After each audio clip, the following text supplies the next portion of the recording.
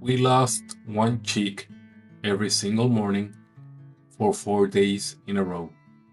And the worst part, we had no idea why.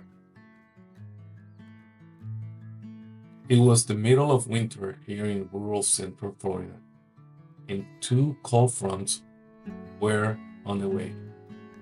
My wife and I had been talking for months about raising backyard chickens, not just for eggs, but for something meaningful to do as we move into our retirement years.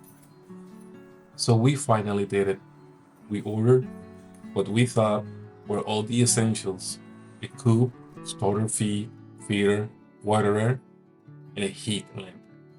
We even had a medium-sized dog crate ready to use as a brooder in the garage. We went to the store and picked up 6 Isa Brown chicks. We felt ready, completely ready. We got home and immediately started setting things up, including the chicken coop. But that's when we learned something important. Chicks don't go straight into a coop. They need to stay in a brooder for 5 to 6 weeks first. So we set up the dog crate in the garage with bedding, feed, water, and a heat lamp.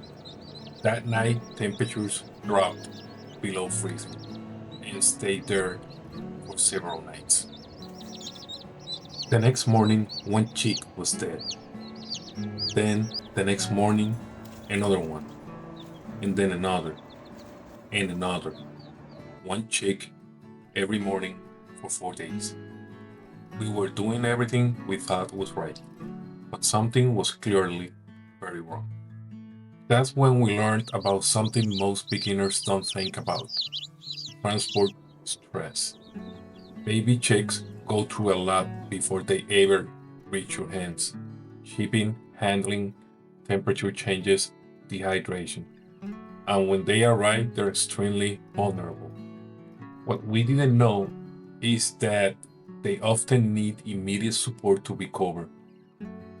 We hadn't given them electrolytes, no vitamins, no probiotics, and that mistake cost us 4 chicks. As soon as we understood what was happening, we went straight to the store and got what we needed. At that point, we were just trying to save the 2 remaining chicks, and thankfully, it worked. A few days later, we decided to try again. The store only had one Isa Brown chick left, so we brought it home, along with 3 production blues and 3 Midnight Majesty Marans. My wife thought it was too many, and honestly, she wasn't wrong.